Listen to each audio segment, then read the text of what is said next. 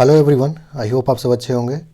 तो इस सेशन में मैं आपके रिक्वेस्ट को फुलफ़िल करने का कोशिश कर रहा हूँ और अपना 6th जेपीएससी का इंटरव्यू एक्सपीरियंस आपके साथ शेयर करने वाला हूँ। प्लस हमारा जो भी एक्सपीरियंस रहा है अब तक उसको आधार बनाकर कुछ टिप्स एंड आप कह सकते हैं सजेशंस हैं आपके लिए, जो कि आपको इंटरव्यू में काम आएगा। तो इस सेशन को आप पूरा देखिए और एक एस्पेक्ट जो है आपको इस सिविल सर्विसेज एग्जामिनेशन का, उसके बारे में भी कई बात जानने को मिलेगा। ठीक है, तो फिर स्टार्ट करते हैं। तो पहले जो है मैं अपने एक्सपीरियंस के बारे में आपको थोड़ा बताऊंगा और उसके बाद फिर हम लोग डिस्कस करेंगे कि क्या कुछ एक कहा जा सकता है कि गुड प्रैक्टिस है जो कि आपको अपने अंदर डेवलप करना चाहिए अगर आप इंटरव्यू में अच्छा करना चाहते हैं तो। ओके, फिर कुछ एरियाज़ पे ही बात करेंगे जिन एरियाज़ को आपको इन जनरल प्रिपेयर करके जाना चाहिए। इस पर बहुत ज़्यादा आपको मतलब सारा सारा दिन बैठकर फोकस करने का आवश्यकता नहीं है हमारे हिसाब से। जैसा कि मैंने पिछले सेशन में भी आपको बताया था एक बार कि एक आध घंटे आप निकाल कर इसके बारे में कुछ देख सकते हैं, कुछ कर सकते हैं। ठीक है, वो देखेंगे अभी कि किन एरियाज़ पे आपको थोड़ा बहुत वर्क कर लेना चाहिए। वैसे कोई बहुत बड़ा इसमें जो है सो आप ज़्यादा कुछ कर नहीं सकते हैं। ठीक है, यहाँ पर जो है सो क्वेश्चन क्या कुछ आ जाएगा वो किसी को पता नहीं रहता है और बहुत ज़्यादा आप जो है सो मैकेनिकल हो जाते हैं, बहुत ज़्यादा आप मतलब आर्टिफिशियल हो जाते हैं आंसर डेवलप करने से। तो फिर वहाँ पर अगर थोड़ा डिफरेंट तरीके से सेम क्वेश्चन भी पूछा जाता है तो नेचुरल नहीं लगता है ना। तो बहुत सारा बात होता है, डिस्कस करते हैं धीरे धीरे। तो सबसे पहले अगर मैं अपने एक्सपीरियंस के बारे में आपसे बात करूं तो सबसे पहले मैं अपना स्कोर आपको बता देता हूं। लास्ट टाइम मुझे 59 आया था। ठीक है, ये स्कोर जो भी नए स्टूडेंट्स हैं जो इसको देख रहे हैं उनके लिए मैं यही कहना चाहूँगा कि ये एक मतलब आप कह सकते हैं कि गुड स्कोर है, नॉट बेटर और बेस्ट, है ना। आप कह सकते हैं डिसेंट है, बहुत अच्छा नहीं है ये। ठीक है, इसका वजह था अभी सब कुछ हम लोग डिस्कस करेंगे कि क्या कुछ वजह रहा कि स्कोर कम आया, क्योंकि आप जब देते हैं तो आपको पता होता है कि आप क्या क्या कर रहे हैं। ठीक है, तो यहाँ पर कम स्कोर थोड़ा सा होने का, जो कि हमारे हिसाब से कम है, एक अच्छा स्कोर आप 65 से ऊपर जो है आप एक बेटर स्कोर मान सकते हैं, है ना। तो ये जस्ट फॉर रेफरेंस मैं आपको बता रहा हूँ यहाँ पर। तो थोड़ा सा स्कोर कम होने का वजह ये रहा कि ये सब प्रोसेस से मैं जिस वक्त गुजरा था तो उस वक्त मैं कहीं और इन्वेस्टेड था काफ़ी अपने तन मन धन से, है ना। उस वक्त मैं काफ़ी यूपीएससी में अपना टाइम डिवोट किया करता था। तो हमारे पास मतलब उतना समय नहीं रहता था कि मैं स्पेशली फोकस कर सकूं इन एग्ज़ाम्स पर। इनफैक्ट मुझे बीपीएससी और जेपीएससी दोनों जगह मौका मिला था जो है सो सिलेक्शन लेने का, बट दोनों जगह वही प्रॉब्लम हुआ। अभी मुड़कर देखने से ऐसा लग सकता है कि मे बी दो अच्छा एक चांस जो है वो मिस हो गया, बट ऐसा कुछ जज करने का ज़रूरत नहीं मैं महसूस करता हूँ आज के डेट में, है ना। क्योंकि उस वक्त हमारा प्रायोरिटी अलग था, है ना, उस कॉज के लिए जो यूपीएससी का एक टारगेट था। तो उस कॉज के लिए काफ़ी कुछ सेक्रीफाइस दिया था मैंने, है ना, अपने स्तर से। तो मुझे नहीं लगता है कि उस वक्त किसी और चीज़ पर फोकस करना उस कॉज के साथ इंसाफ होता है ना, वो फिर बेमानी हो जाता है। तो खैर उस वक्त पोजीशन थोड़ा हमारा अलग था। 2020 मिड 2020 से पहले जो है काफ़ी मैं इन चीज़ों पर उतना फोकस नहीं कर पाता था। तो हमारा जो झारखंड रिलेटेड जो तैयारी होता था वो उसको आप डिसेंट बिल्कुल नहीं बोल सकते हैं। ठीक है, वो बस एडॉक बेसिस पर जैसे जब आया, पीटी आ गया तो थोड़ा सा देख लिए, मेंस आ गया तो थोड़ा सा देख लिए, इंटरव्यू आया तो थोड़ा सा देख लिए, वो वाला पैटर्न था, है ना। उसी की वजह से हमारा जो मेंस का भी स्कोर कार्ड है आप लास्ट टाइम का, वो भी एग्जैक्टली रिफ्लेक्ट करता है इस ट्रेंड को, है ना। जहाँ भी सिलेबस जो है आपका मैचिंग है हमारा यूपीएससी के सिलेबस से, वहाँ स्कोर काफ़ी अच्छा आया, और जहाँ भी उसके सिलेबस से मैचिंग नहीं था वहाँ पर स्कोर जो है मेंस में भी उतना कुछ खास नहीं था। ठीक है, जैसे साइंस एंड टेक में बायो बिल्कुल अलग हो जाता है तो उसका कोई आंसर बिल्कुल भी अच्छा नहीं हो पाया था लास्ट टाइम, है ना। उसके बाद फिजिक्स का भी क्वेश्चन आप कह सकते हैं कि वो सब चीज़ें 32 मार्क्स के लिए कौन तैयार करता है यूपीएससी में, है ना। सिमिलरली झारखंड का इकोनॉमी जो मेंस में होता है वो भी अगेन 40 मार्क्स का क्वेश्चन होता है, और वो सब बिल्कुल वेग आंसर ही लिखे रहे होंगे उस वक्त, है ना, ऑब्वियसली, अगर आप अच्छे से तैयार नहीं करते हैं तो। उसके अलावा लैंग्वेज पेपर होता है, तो ये सब जो है कुछ कारण था जिसकी वजह से स्कोर जो है सो बहुत अच्छा नहीं आया था, मेंस में भी नहीं आया, इंटरव्यू में भी नहीं आया, है ना। तो ये कुछ वजह था। इससे क्या लेसन मिलता है? लेसन यही मिलता है कि जिस भी एग्ज़ाम के लिए आप जाते हैं और उसको आपको करना है अगर, तो उसके लिए अच्छे से पढ़ कर जाना चाहिए, है ना। तो ये तो हो गया इन जनरल कुछ बात। अब बात कर लेते हैं कि इंटरव्यू में वहाँ पर क्या कुछ पूछा गया था मुझसे, क्या कुछ एक्सपीरियंस रहा था हमारा, थोड़ा सा उस विषय में अब बात करते हैं। तो सबसे पहले तो इंटरव्यू का प्रोसेस तो आपको हमें भी मालूम होगा, है ना। टोटल 3 डेज़ का वहाँ पर प्रोसेस होता है। सेकेंड डे आपका जो है सो मेन इंटरव्यू होता है, उसके बाद नेक्स्ट डे आपका जो है सो वहाँ मेडिकल होता है ना, यहीं सदर हॉस्पिटल रांची में। तो ये मतलब उसका शेड्यूल रहता है। तो इंटरव्यू का अगर बात किया जाए तो वहाँ पर हमारा जो इंटरव्यू था बिल्कुल भी मतलब आप कह सकते हैं कि वहाँ पर ओपिनियन वगैरह जैसा जो होता है या जो केस स्टडी होता है वो सब बिल्कुल भी हमारे इंटरव्यू में मिसिंग था, है ना। हमारा इंटरव्यू काफ़ी फैक्चुअल था। सिर्फ चीज़ों के बारे में हमारा जानकारी है कि नहीं, मोस्टली उन्हीं सब चीज़ों को वहाँ पर टेस्ट किया गया था। तो सबसे पहले इंट्रोडक्शन पूछा गया था। अब आज 2 साल लगभग उस बात को हो चुका है, तो बहुत ज़्यादा तो मुझे क्वेश्चंस नहीं याद है, लेकिन कुछ क्वेश्चंस जो मैं आज भी रिकॉल कर पा रहा हूँ वो सब आपके साथ शेयर करता हूँ, ठीक है। तो इंटरव्यू काफ़ी फैक्चुअल था, यूपीएससी की तरह बिल्कुल भी नहीं था उसका जो एटलीस्ट हमारा एक्सपीरियंस, ठीक है। तो वहाँ पर जो है सो सबसे पहले हमसे पूछा गया था रिमूवल ऑफ जजेस के बारे में, सुप्रीम कोर्ट का, है ना। तो वो एक क्वेश्चन हमें याद आता है। उसके अलावा प्रेसिडेंट के बारे में फिर क्वेश्चन हमसे पूछा गया था, ठीक है। पॉलिटी से ही स्टार्ट हुआ था हमारा सेशन। और उसके अलावा फिर प्रेसिडेंट पे जब बात आया तो अमेरिकन प्रेसिडेंट के बारे में पूछा गया था, ठीक है। दोनों में कुछ तो डिफरेंस पूछा गया था मुझसे। एग्जैक्टली क्वेश्चन तो मैं रिकॉल नहीं कर पा रहा हूँ, लेकिन दोनों के बीच कुछ डिफरेंस तो पूछा गया था। और उसके अलावा जुडिशियरी के बारे में भी फिर वहाँ पर बात किया गया था मुझसे। अमेरिकन जुडिशियरी और इंडियन जुडिशियरी में एक बेसिक कुछ डिफरेंस पूछा गया था वहाँ पर।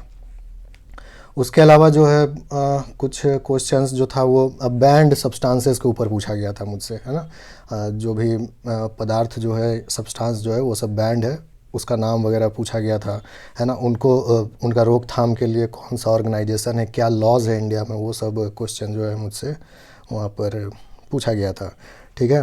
उसके बाद फिर बीच में जो है हमारा इंटरव्यू वो थोड़ा सा झारखंड की तरफ मुड़ गया था, जहाँ पर कि मोस्टली क्वेश्चन का आंसर जो है मैं सेटिस्फैक्ट्री नहीं दे पाया था, कहा जाए तो, है ना। जैसे वहाँ पर मुझसे चांसलर का नाम पूछा गया था आपका सेंट्रल यूनिवर्सिटी ऑफ झारखंड का, मुझे याद है अच्छे से। उसके अलावा झारखंड का 3 ऐसा प्रोग्रेस जो मेरे हिसाब से जिसमें कि झारखंड एक्सेल किया है, काफ़ी अच्छा परफॉर्म किया है, वो बात पूछा गया था। कोई 3 उदाहरण पूछा गया था। मतलब हमारे पास वहाँ पर डेटा होना चाहिए था, ठीक है, कुछ फैक्ट होना चाहिए था बताने के लिए कि हाँ इसमें काफ़ी अच्छा जो है झारखंड परफॉर्म किया है। तो पिछले 1 डेढ़ दशक का कुछ इस तरह से करके फ्रेम करके क्वेश्चन पूछा गया था कि 3 अचीवमेंट बताइए जो झारखंड में हुआ है। तो ये सब जो है हाँ कुछ क्वेश्चन था। उसके अलावा 3 प्रॉब्लम भी पूछा गया था कि क्या लगता है कि मेन प्रॉब्लम है आज के डेट में झारखंड में। तो ये सब कुछ क्वेश्चन था। उसके अलावा इंटरनेशनल ऑर्गेनाइजेशन से मुझसे काफ़ी क्वेश्चन पूछा गया था। WTO से क्वेश्चन पूछा गया था, IMF से क्वेश्चन पूछा गया था, है ना। इनफैक्ट कुछ फैक्ट्स भी पूछे गए थे, जैसे हेडक्वार्टर कहाँ है, ऐसा ऐसा भी क्वेश्चन वहाँ पर पूछा गया था मुझसे, है ना।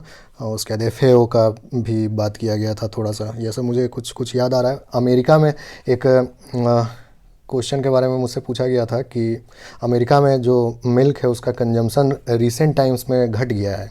उस वक्त कोई ऐसा न्यूज़ रहा होगा जिससे कि पूछ दिया गया था। तो मुझे इसका एग्जैक्ट आंसर जो है वो पता नहीं था। तो हालांकि मैंने जब बोला कि मुझे इसका एग्जैक्ट आंसर पता नहीं है, तो उसके साथ ही मैंने एक आप कह सकते हैं एजम्पशन या इन्फॉर्म्ड गेस करने का रिक्वेस्ट किया था। तो उन्होंने भी इनकरेज किया कि हाँ आप क्या सोचते हैं कि क्यों कम हो रहा होगा। तो इस तरह से बात थोड़ा सा बढ़ा था, तो मैंने कुछ बताया था, कुछ तो डेमोग्राफी से रिलेटेड मैंने आंसर दिया था वहाँ पर उस वक्त, है ना, कि पॉपुलेशन का एज थोड़ा सा ऑन द ओल्डर साइड है, कुछ इस तरह से मैं वहाँ पर बोला था। तो I still do not know कि वो सही था आंसर या नहीं, लेकिन उसका जवाब शायद जो है कुछ मिल्क सब्सटीट्यूट्स को लेकर है ना। वहाँ पर कुछ कंपनीज वगैरह काफ़ी बंद हो गया है पिछले कुछ साल में, जो मिल्क एंड मिल्क प्रोडक्ट्स का कंपनी है, इसी वजह से, क्योंकि काफ़ी सारा सब्स्टिट्यूट्स जो है उसका आ गया है, सोया मिल्क वगैरह। तो हमारे ख्याल से शायद ये सही आंसर उसका होता। तो ये कुछ क्वेश्चन था। उसके अलावा मुझसे गवर्नर के बारे में भी क्वेश्चन पूछा गया था, गवर्नर से रिलेटेड।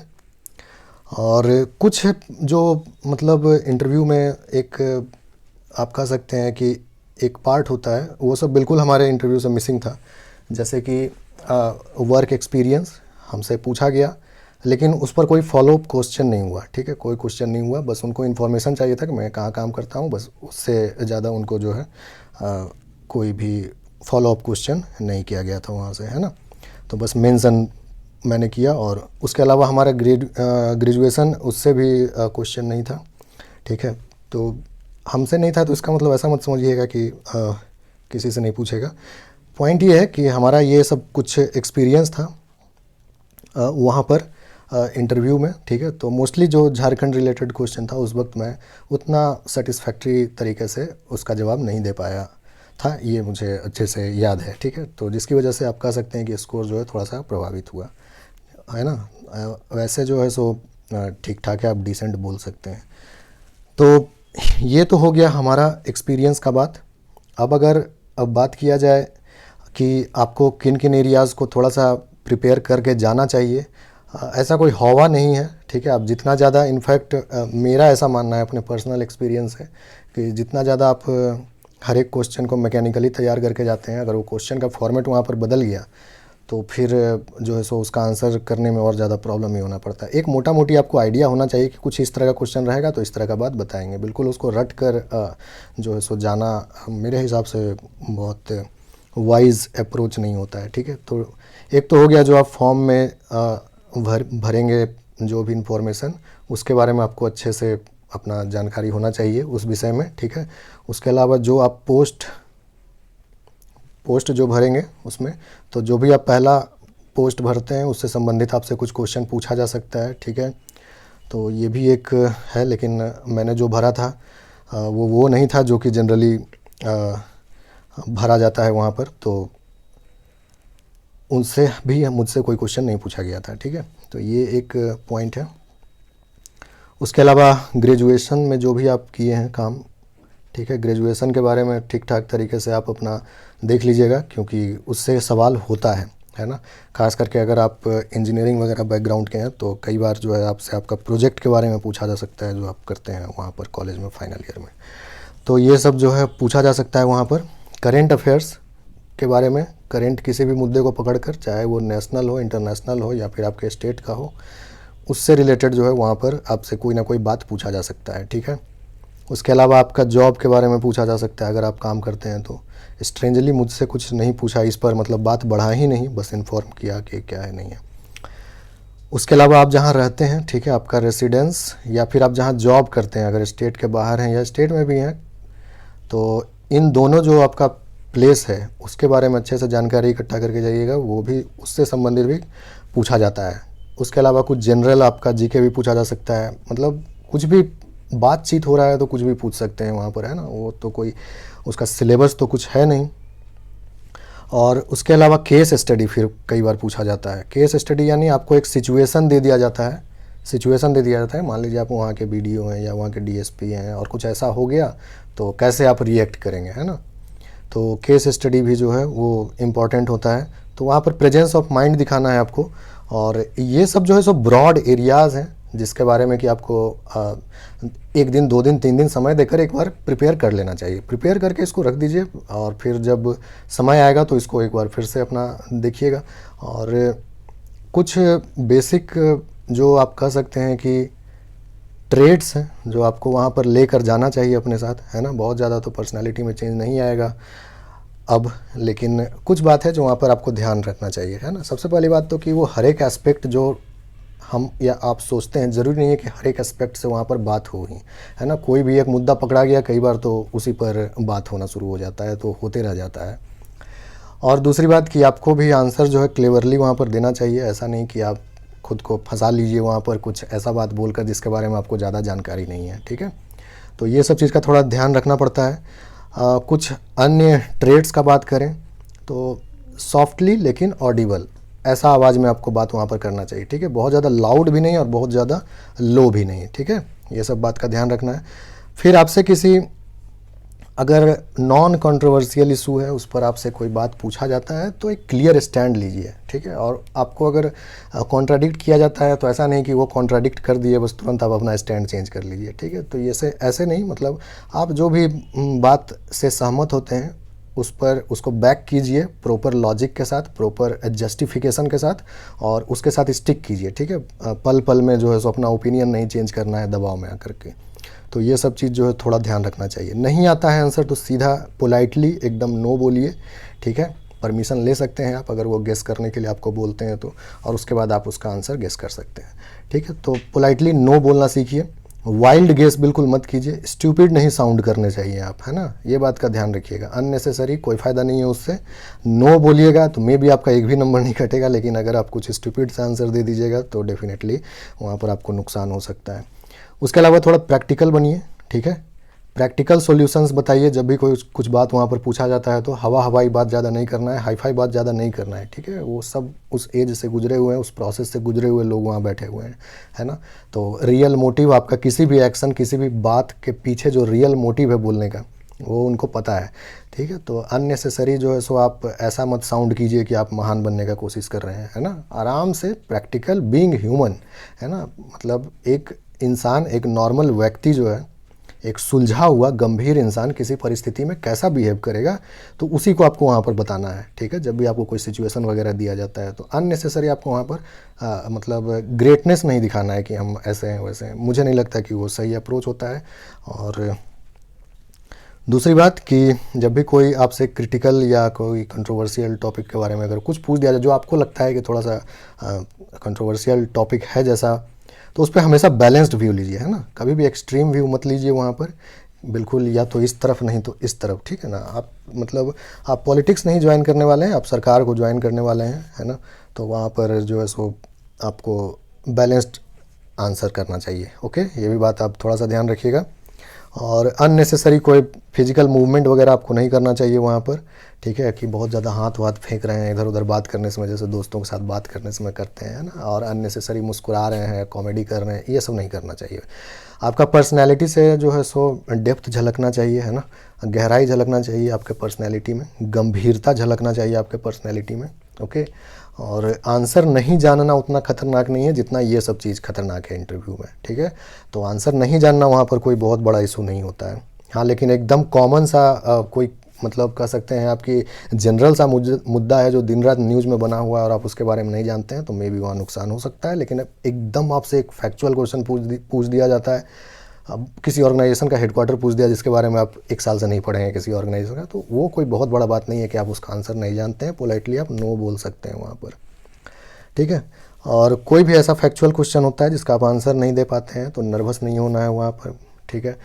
कॉन्फिडेंस बनाए रखिए। आंसर मैंने अगेन कहा कि जो कॉमन मुद्दा है, आप मेंस अगर आप पास करके वहाँ पहुँच रहे हैं तो आपको पता होगा, ठीक है। और कंटिन्यू आप पढ़ाई में अगर बने हुए हैं तो जैसे अभी अब 1-2 महीने का समय रहेगा आपका इंटरव्यू होने तक, तो बने रहिए। इसलिए मैंने एक बार और अभी जस्ट आपसे 1-2 वीडियो पहले भी कहा था कि करेंट अफेयर्स वगैरह वो एकमात्र काम है जो आप अभी आप कर सकते हैं, है ना। उस पर थोड़ा सा वर्क कीजिए।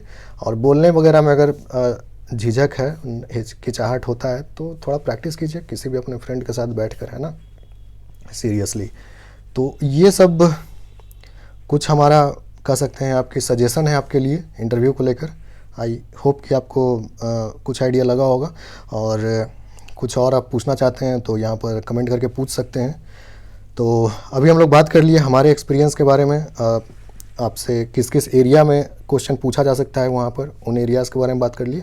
और इन जनरल ट्रेड्स के बारे में बात कर लिए जो कि आप में होने चाहिए, तो आपको ठीक ठाक वहाँ पर आपका परफॉर्मेंस हो पाएगा, है ना। तो आई होप कि आपको कुछ मदद मिला होगा, है ना। ठीक है, फिर मिलते हैं अगले वीडियो में। Thank you.